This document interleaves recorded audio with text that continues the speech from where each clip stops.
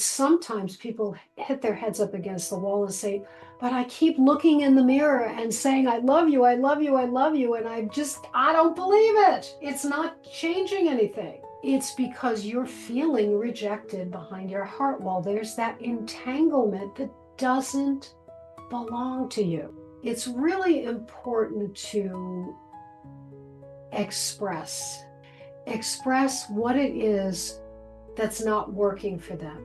And then ask yourself, okay, what part am I playing in this? This is not to lay blame, but just say, well, I'm in this energetic relationship with someone and I keep going back for something that doesn't make me feel good. Why?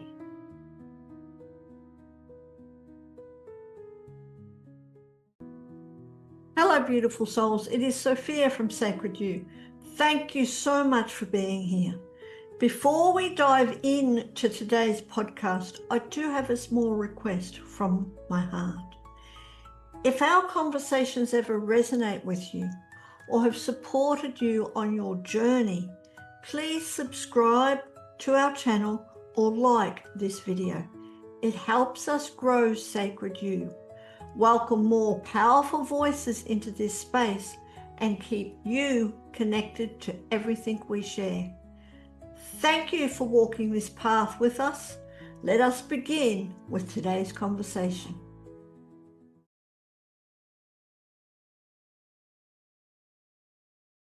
Welcome to the Pathways to Wellbeing podcast. My name is Sophia from Sacred You, and I am extremely excited and absolutely honored because with me on today's episode is the beautiful and amazing Reverend Elizabeth Gifford Maffei. Thank you so much for joining us. I am really honored, really excited because we're getting to talk about something that is very dear to me, very dear. And that is all about untangling the heart, science and spirit of healing through emotional frequency. But before we start, Elizabeth, can we talk a little bit about you? Because you're a life coach, an intuitive life coach, a trauma disruptor. I want to get more into that too. And your work bridges energy, frequency, and the quantum field. My God, like really, oh my God, thank you. Let's start with your life, your journey. What led you to where you are now, to explore emotional frequency and healing and everything else, to being a life coach and trauma disruptor? Hi, Sophia, and hi, everyone. I am truly honored to be in this gorgeous space that shares and empowers others. I think that's always been my mission in life, is to help others to see the absolute beauty and magnetic energy within themselves. And often we go about our own journeys. We sometimes lose that. We forget our way. We forget our divine countenance within us, right? That truly is a mission of mine. But thank you for asking, and I'm thrilled to be here. And we all have our own journeys. I always tell the story that I recall when I was a young child and playing in my room. The door was closed, on my hands and knees, playing with my doll on the floor. And all of a sudden, I just felt this presence of something coming up from behind me and wrapping its arms around me in this warm and loving hug. And it almost felt like wings. Now I can discern it. But at the time, as a child, I wasn't worried or concerned about it. I knew no one was in my room. I just felt held. I felt nurtured. I felt like you're important. And I hadn't always experienced that on the playground and in school. I was very often bullied in school. And I think a lot of adults still carry that with us. I think that's what we're going to get into, is that's part of the tangling up of the heart, are those strings of memories and things that don't serve us and trip us up, if you will. It reminds me of one of those movies where they where they try and go in and they steal the diamond, right? And there are all these lasers in the room, and they have to go up and under and over in between all of these lasers to not get caught. And it's this big entanglement of stuff that catches us up and trips us up throughout our lives. So I recall that as one of my first memories. I've had many other intuitive knowings and things dropping down, but as I became fully emboldened, let's put it that way, as an adult, I just really felt this calling. Sophia, have you ever had a craving for something? It could be food or anything. Have you ever had a craving? Yes. Yeah, okay. And most people will raise their hands and say, yeah, chocolate. And that's not a bad thing as long as it's good dark chocolate. But it was this calling, this pulling of you really need to remember your deep spiritual gifts, which we all have. We all have. So I went on this journey of working with a mentor and learning again, relearning how to drop in, how to see things, how to drop into your consciousness, how to have visions, how to trust what you hear and see and feel. And the minute I stepped into that word of trust, self-trust, and I didn't question anything, the entire resonance of the universe opened up to me again, because we all embody that, right? Yes. We all bring our gifts from many other dimensions. I know that in the past, in many areas and many dimensions and many timelines, I was a healer. So bringing that into this space today in this dimension only makes sense, because now I get to learn how to amplify that and help others to learn how to heal themselves. So great question. Thank you. Thank you, because I'm just honored that you're here and excited to be able to chat. I think we're going to need quite a few conversations to go through your wonderful whole journey things, and especially talking about the heart and untangling it, because there's so many people, Elizabeth, as you would know, that, many people feel stuck. We get stuck in blockages, we get stuck in emotional loops and like that, or just patterns that cannot be explained. And it's really challenging to break the cycle. From your experience, what do you believe is really going on underneath all that emotions, underneath all there may even be a strong desire that I know that I'm in a pattern and I really know that I want to break the pattern and I want to stop it. But what's going on underneath when someone's caught in a cycle?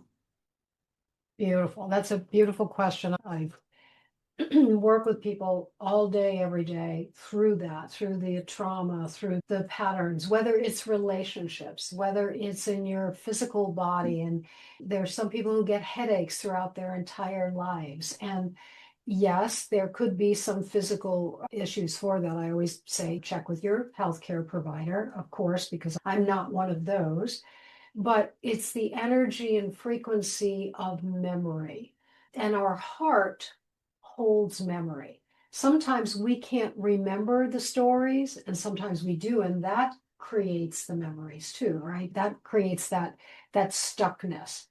But our heart holds memory. For example, like I said, I had been bullied as a child.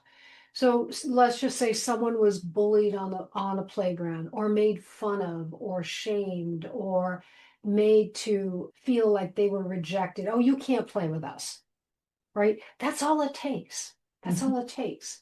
Can I play with you? Oh, no, you can't play with us. And then they laugh and they turn around and they walk away. I can't remember specifically that happened to me. It could have, but I think that's something common that happens on the playground where children are learning how to get along with one another, right? But that one energy, what happens is one of our organs in our body, it could be our spleen, our liver, our heart, any of those organs, our glands, actually create the emotion. and every single emotion has its own frequency. I always tell everyone it's like tuning into a specific radio station. So we have what's called, everyone has it, it's called a heart wall. It's like an energetic wall. Have you ever heard expressions like, oh, I want to protect my heart? Yes. Yeah. So we can trap those frequencies, that feeling of rejection, and put it behind our heart wall. So the heart is holding the memory. And 10, 20, 30 years later, you totally forget. You don't remember that scenario at all. Maybe you meet someone and say, oh, yeah, remember that time you were bullied on the playground, and you don't even remember, but your heart remembers it. And it holds rejection. And so then it recognizes that same radio station of rejection. But throughout your life, then you get older and you start dating. And then you break up and you feel rejection. Oh, I know that feeling. Pull in some more. And then you go for a job interview and you don't get the job. And there's rejection. Oh, I know that feeling. And pretty soon you're like, I'm never going to get my perfect job. I'm never going to be able to make enough money. I'm never going to be able, You go down that rabbit hole, right? I'm never going to be able to have that perfect relationship. And we've all worked in the area of manifestation where you shift the mindset by your words and the frequency you use.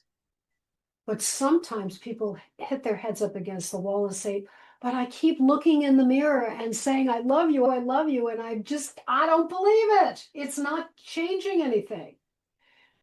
It's because you're feeling rejected behind your heart wall. There's that entanglement that doesn't belong to you. It doesn't belong to you. So even discovering about it and remembering that you were bullied on the playground sometimes doesn't remove that either. So when we can first start to acknowledge, I have a bunch of things that I'll share later if I may, but with this, if we start to acknowledge that our heart holds and remembers everything, it's there to protect us. But when it gets so full of sand and gravel and irritants, if you will, it doesn't hold a space for that self-love. Does that make sense? Yes. Yes. Yeah. Yes, it makes total sense because it's all now our heart is full of all the energy or the emotional energy from our past experiences, way starting at birth. I've heard about the concept, I'm sure a lot of people who are listening or watching today's podcast about heart math, and where it's actually known now, science prove that the heart contains, I think, is it 40,000 neurons that stores the memory. And as you said, even all of our other organs, when we have when we experience whatever emotion it is, it goes into our organs and they remember them. Even if we can't physically remember them, our body remembers, our organs remember, our heart remembers. It's just untangling, as you said, untangling the heart and healing it and healing it. So how do we do that? We've talked about you're an energy healer. You use the emotion code and everything else and other energetic healing modalities. Why do you think, first of all, why is there a lot of confusion about energy healing? From your experience, Dr. Elizabeth, what is one common misconception that people have when we're talking about emotional frequency work and healing ourselves? Most my clients understand it, but I have had on the outskirts those who this is their first conversation about energy healing. Something personal for me is that I love the known and the unknown. My favorite topic in school was always science. So I loved exploration. I loved to be able to qualify things. I love seeing things in numbers, right?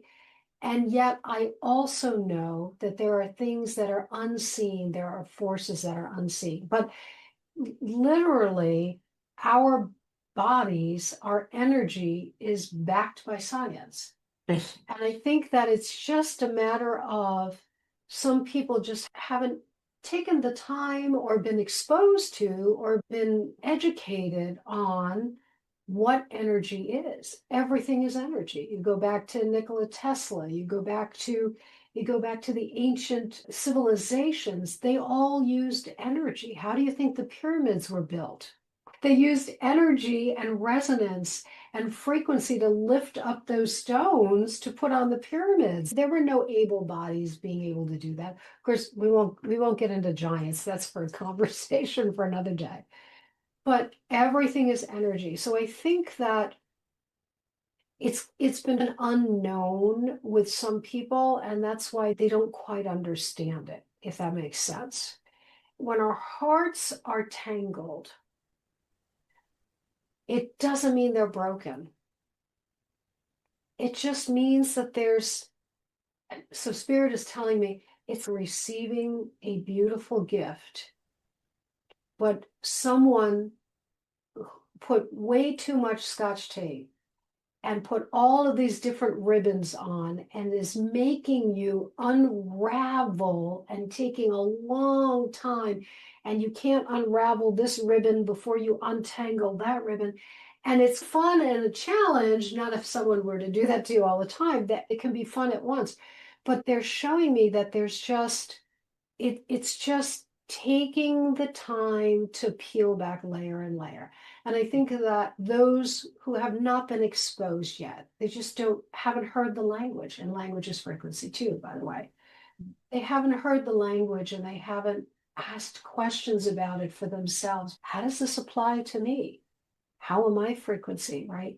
It's our hearts are not broken, they're just tangled, and we can learn through that connection of every ribbon that has been tied on there. Thank you. And I love that analogy. And it's really true, that our heart is such a gift. We just have to slowly peel back all the layers that we've put on it through our experience and untangle all those ribbons and peel off that Scotch tape. Thank you. When I was growing up, she reused everything, which was beautiful because I think she was the original recycler. And that makes me think of Christmas time. And when we opened up our packages, we slipped our fingers along and slowly peeled off the Scotch tape. There was no ripping paper.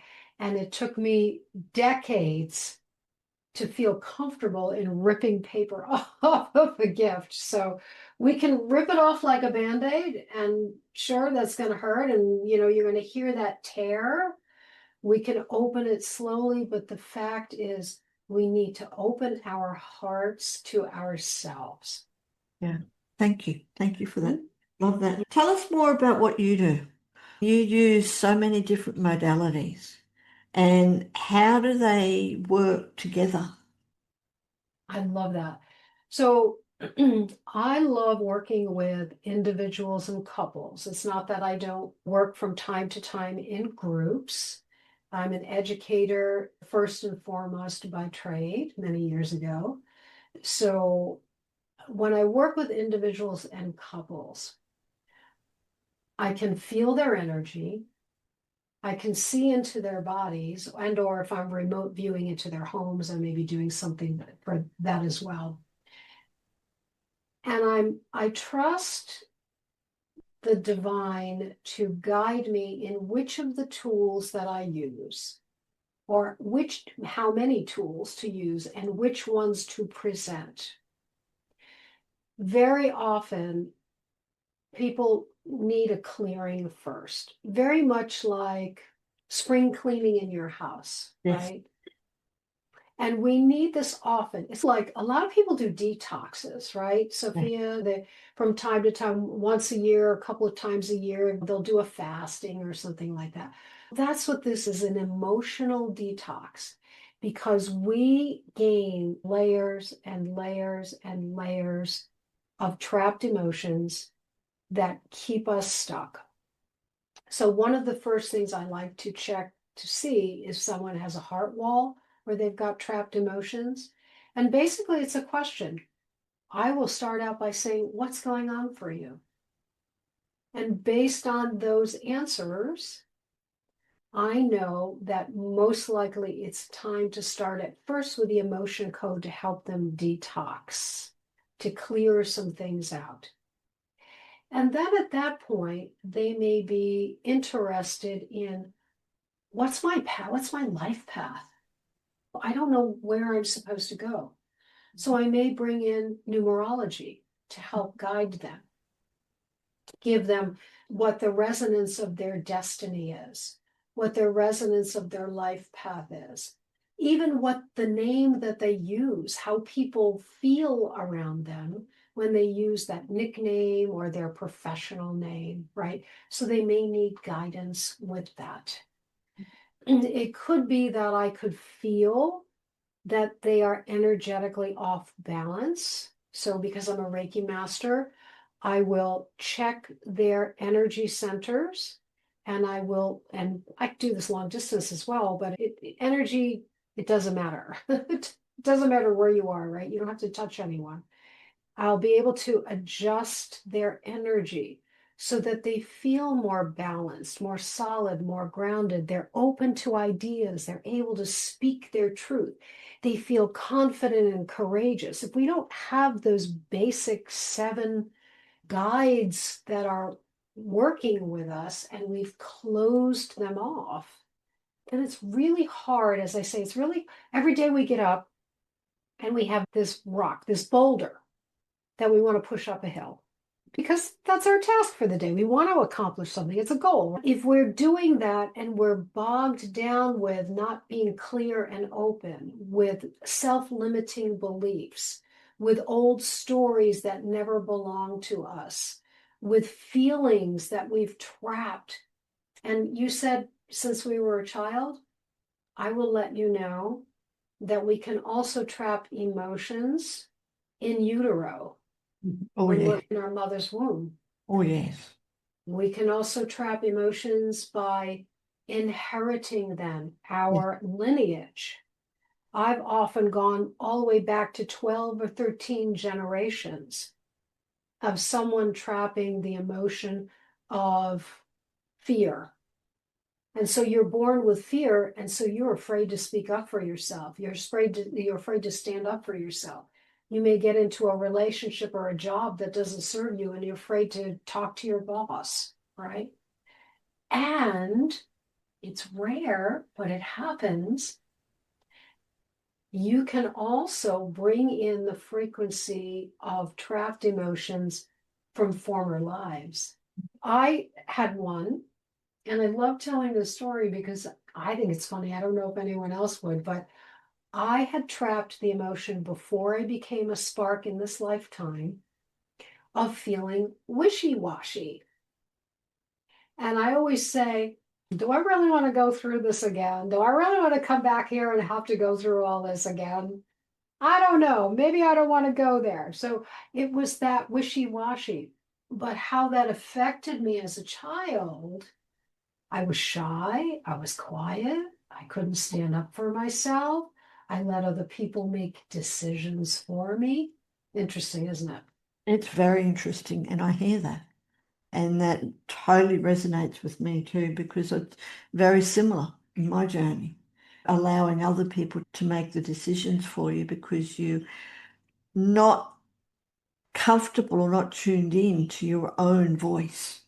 Mm. Yes, yes. And you also don't want to be hurt. And totally agree with you, Dr. Elizabeth, about trapping emotions in utero when we're in our mother's womb and beforehand from other generations, and that they're carrying them with us. And that gets into my other conversation, because I love what you talk about even your motto, bringing you back to the cellular memory of who we are. Because I really believe our cells remember everything. Tell us about that. What does cellular memory of who you are really mean? Absolutely. So it's not only the frequency and the resonance, right? When we speak, when we think, that all creates things. So our physical cells hold memory. Think about it. Each one of our cells, tiny little cells, contains water. Mhm. And have you ever heard that water holds memory? Yes. Yeah. Many of us, most people have heard about speaking into your water. So you have a glass of water in the morning and you say, I love you, or you say, thank you, I'm so grateful, or you just use the word abundance, or you take a glass and you write the word on the outside of the glass. And Dr. Moto did that science, there's that science again, did the scientific studies in where some people spoke into water positive words and some people spoke into water negative words. It was also done with plants, by the way, in a school where there were two like large tree plants and children were told to speak poorly words, negative words to one plant and positive words to the other. And you could see the growth and the death of those two entities, right? So when we speak into our glass of water and then we drink it, it nourishes and brings that vibration into our bodies. But then if we think poorly about ourselves, if we speak poorly about ourselves, oh, I'm never going to be able to do that, or you're right, I'm not this, or just to appease someone, or you don't have that ability to be strong within yourself at the moment, you're actually tuning every single one of your cells. And what that can do is create disharmony, discord, dis-ease. So there are some people who get lots of ear infections, or some people who get lots of headaches, or lots of stomach pains, or whatever. And if we watch our words and our thoughts, and we speak and embody our real truth, then it gets into your cellular level and into your physical cells. Now, that being said, we're energetic. So right now I'm in this body. Another time I might be in something else. But we also have other cells, cellular frequency beyond us, our aura, right? The etheric realm. You, Sophia, I'm sure you've walked into rooms many times, conferences or networking, or maybe even friends gatherings, and there's somebody in the room that is large, large. You can just feel them, and you can feel you've never met them before, and you're like, what? I have to go meet this person. And then also, I think we've all experienced this. You can walk into a room and feel someone who feels a little bit off. And we're all intuitive. We're all intuitive. So they feel a little bit like they've shrunk. Well, when you don't nurture yourself, when you don't water yourself, what happens? There's atrophy. If you don't water a plant, it's not going to grow. You have to nurture yourself and nurture your cells with the positive resonance and no longer allow, reject, rebuke, if you will, repel that which does not serve you. Get all of that out of your cells so that there is space to be able to grow yourself large. Absolutely. Thank you for sharing that. And yes, I'm sure, everyone who is listening or watching has had that experience. You walk into a room and you meet people that you don't know.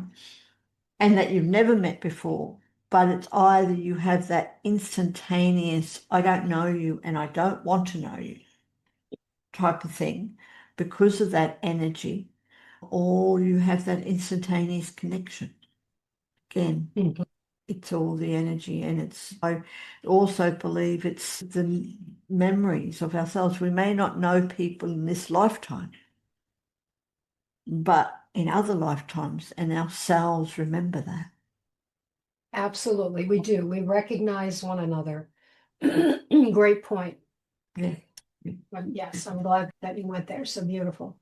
Yeah, thank you. And what about for someone who's just beginning to explore this energy work? Again, they realize that they've got blockages. They've realized that their heart in literal terms is a mess. They're tangled up and they want to do something about it. And they're just coming to realize, because one thing I do want to say, as you were talking about, we've come such a huge way, especially science. We've gone from the times when we knew we were energy and we honored the energy in each other and everything else, to being very physical and needing drugs to overcome pain and everything else, that it's only the body and that's it. But now we're moving much more into the energetic world. And as you said, science is recognizing all the memories that our organs store. But for someone who's just beginning to explore this work, how do they start? What's a simple first step that they can take to become more aware of their emotional frequency? I love that. So if they are seeking, more than likely they've come to a place or have had an experience recently or a situation where they recognized it didn't serve them. Maybe a friend didn't treat them well, or they're having difficulty in a relationship, or whatever it is. And that becomes that aha moment of there's something more. There's something more. So they're starting on seeking that journey. So two things that I would say that can help them on their path. It's really important to express, because again, that's frequency. Express what it is in the beginning that's not working for them. Sometimes we're afraid to look at that. We're afraid we get used to overlooking things. It could be something in your home where there's been a chair that's been in your way for forever, and you just keep going around it and you've tolerated it.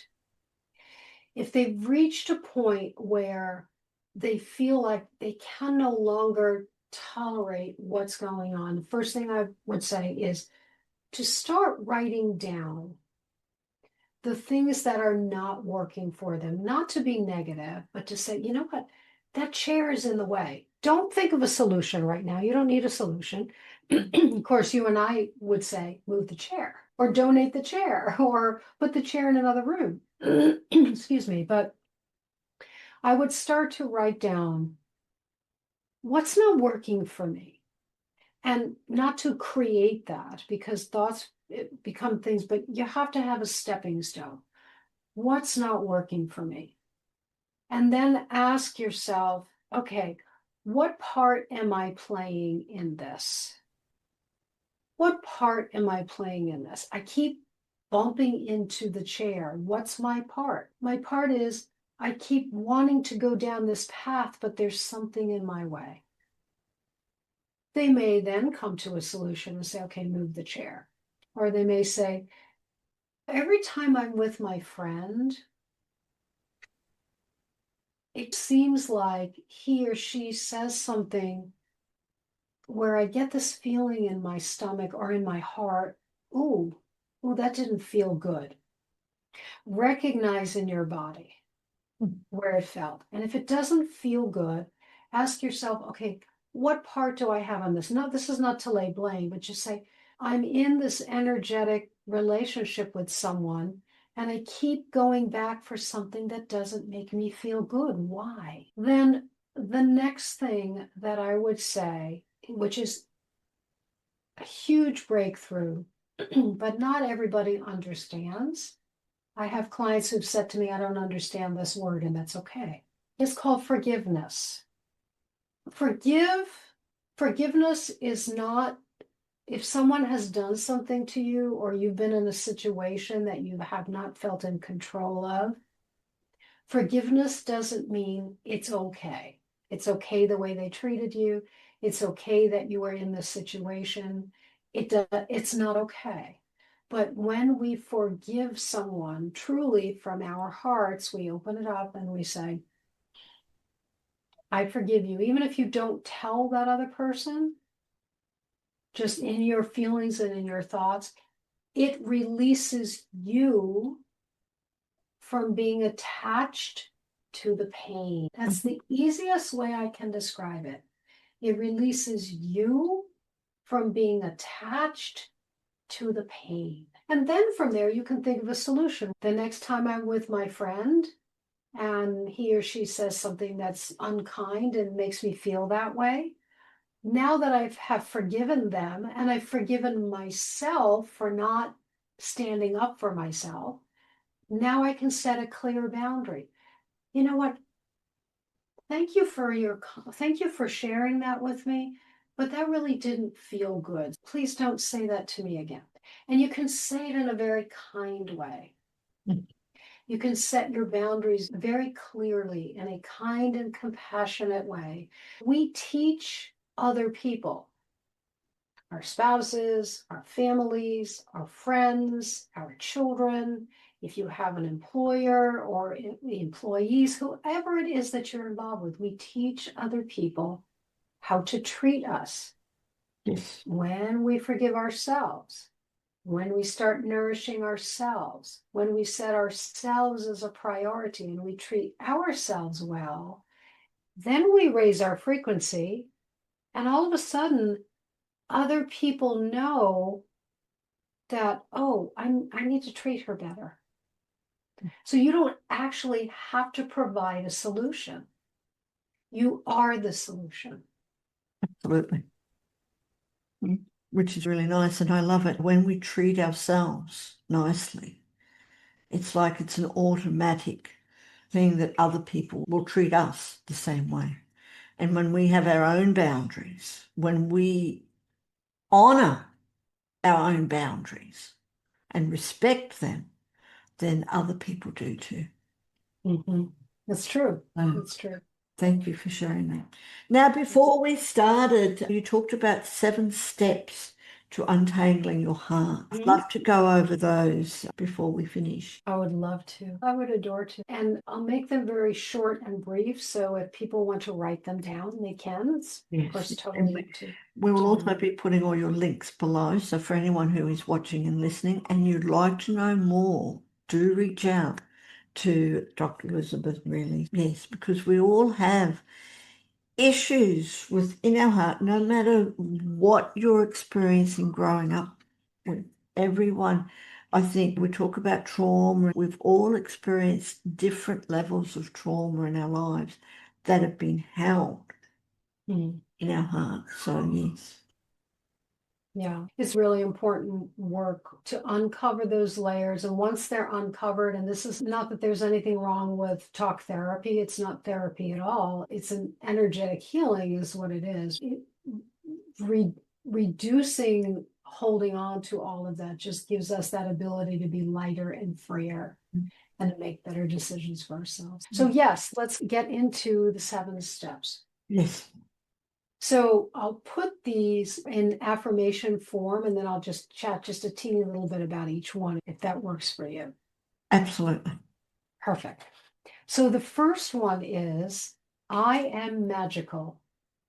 And what that means is it's remembering your magic, remembering your divinity, remembering all of the, I don't mean consciously remember, subconsciously remember. Our subconscious holds over 99% of our intelligence, which is crazy because if we run off of our consciousness and we let our brain default and do all of that work, we're only running on 1% of our intelligence. Yeah, that's not a great way to run all the time. And speaking of that, you're right, the heart and the gut, they both have neurons, which are actually, those are our first brains, our heart and our gut.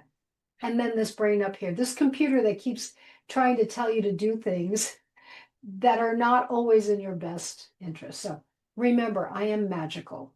Remember all of your information and all of your guidance within you. That's number one. Number two, and this is such a great statement.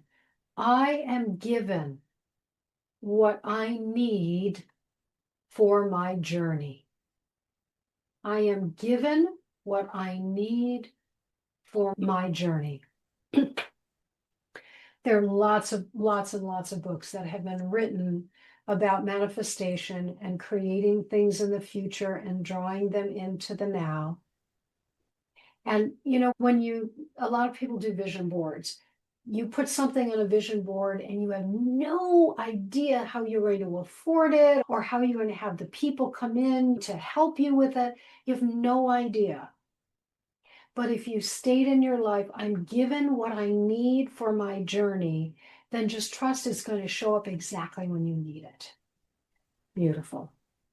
Number three, I think outside the box and I build real and tangible results. I think outside the box and I build real and tangible results. So many people, especially entrepreneurs, right? I've been an entrepreneur for a long time, at least in this lifetime. And in the beginning, we can spin our wheels and we've got these great ideas and this huge mission to help people. And it's beautiful. That's where you need to be, right? We need you in this community of entrepreneurship. We need you. But then they get stuck and they keep spinning their wheels, and it's sometimes hard to reach their goals, to get those results. And then they're like, what am I doing wrong? And I'm not making money, or I don't have enough clients, or all of that kind of stuff. Sometimes we have to think outside of the box and outside of ourselves, because right now we are in the energy, the age of Aquarius. I've been waiting since the 1960s to say that, by the way. I know that dates me. Yeah, I know that dates me, but I don't care because I'm going to live forever anyway. But think outside the box, be creative.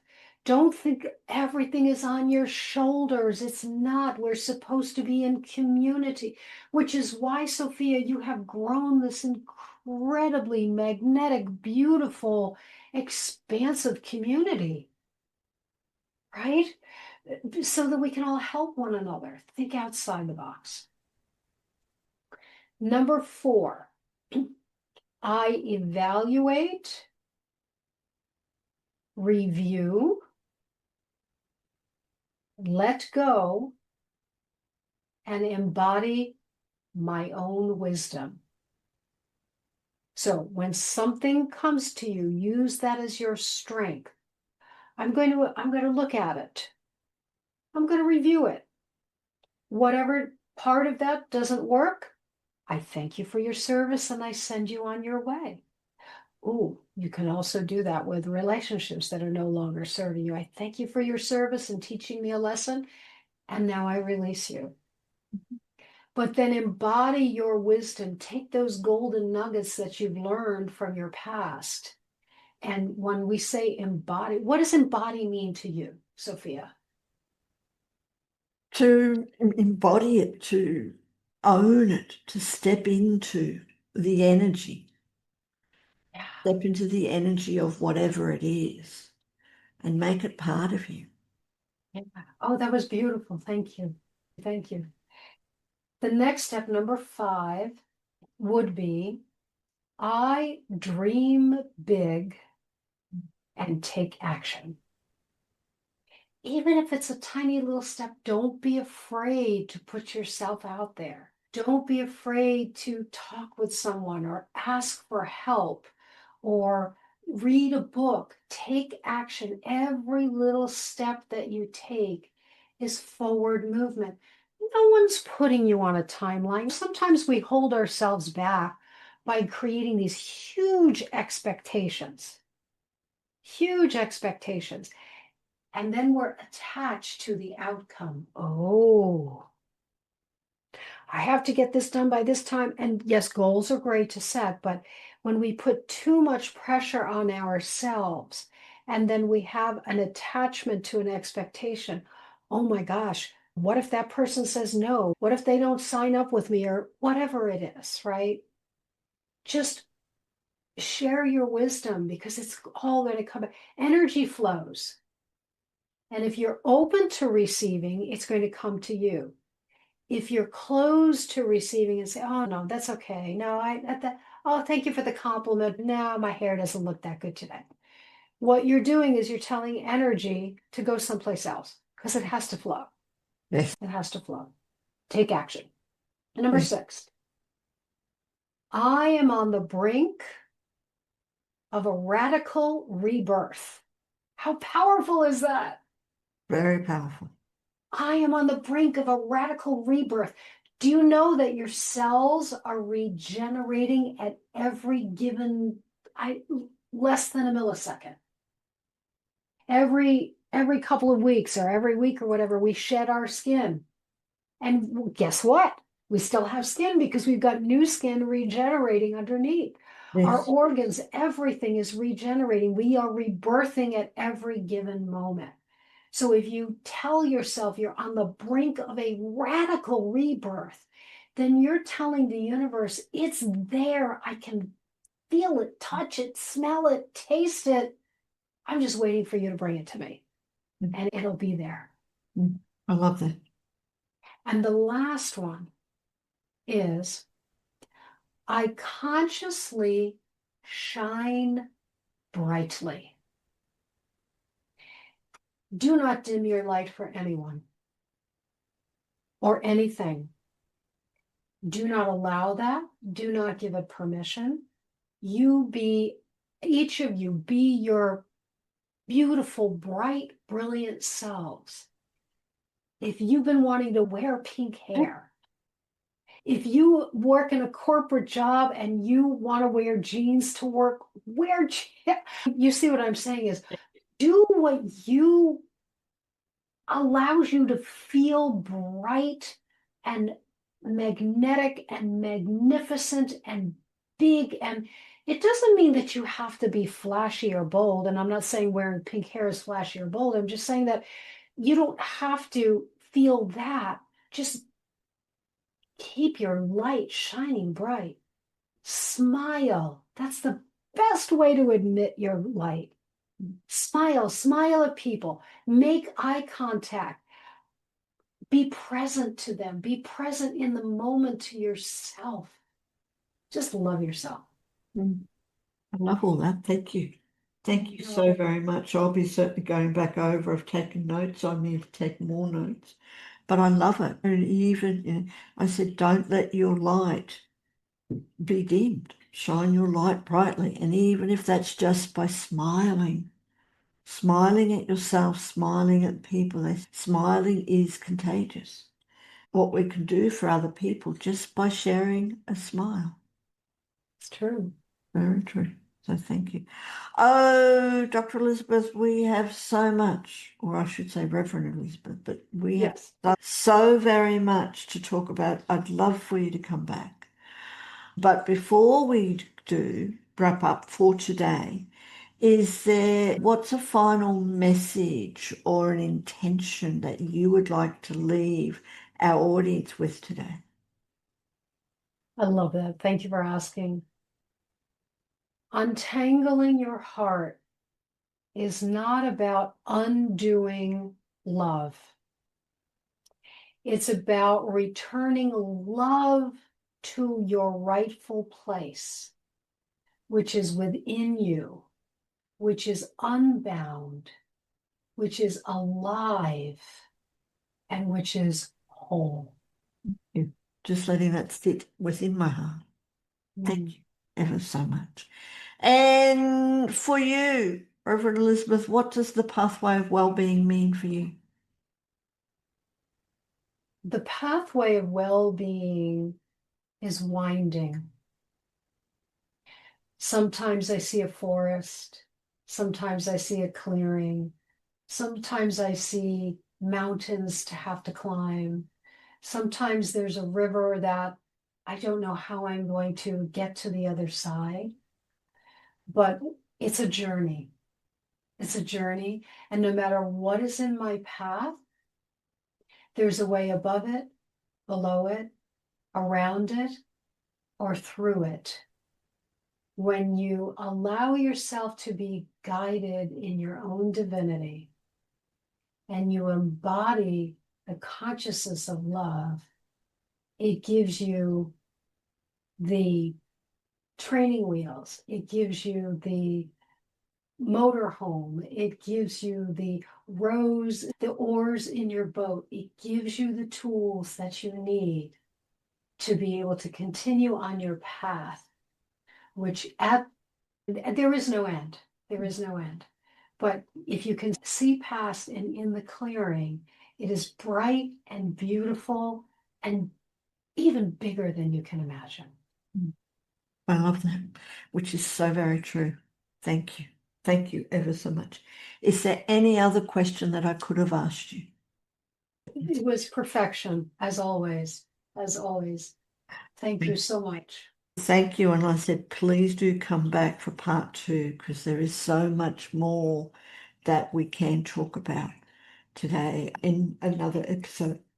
So I've been really honored to have you today and wishing you an incredible pathway in your work and your life and things. So thank you ever so much. Beautiful way to close. Reverend Elizabeth Gifford Maffei's final words remind us that untangling your heart is not about undoing love. It is about returning to love, to its rightful place within you, whole, alive, and unbound.